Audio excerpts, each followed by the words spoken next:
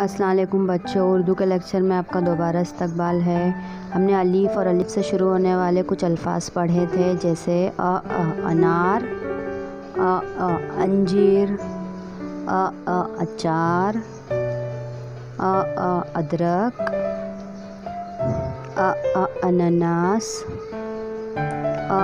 اناج، اخبار، ہے نا بچوں؟ تو آپ کے صفحہ نمبر 13 کو آپ کو واپس کھولنا ہے، اور یہاں لکھا ہے دیے ہوئے الف آواز سے شروع ہونے والے لفظ بولو اور الف کے گرد دائرہ بناؤ، ٹھیک ہے؟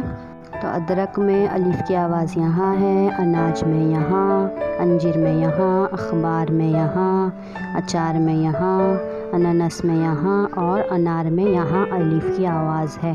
تو بچوں آپ کو ایسے ہی دائرہ بنانا ہے۔ اس کے بعد بچوں یہاں پہ سائیڈ میں آپ کو ہاتھ پھیرنا ہے، اس طرح سے اوپر سے نیچے تک پورا ہاتھ پھیریں گے، اور یہاں نیچے بھی آپ کو جیسا لکھا ہے اس کے اوپر ہاتھ پھیرنا ہے، اور نیچے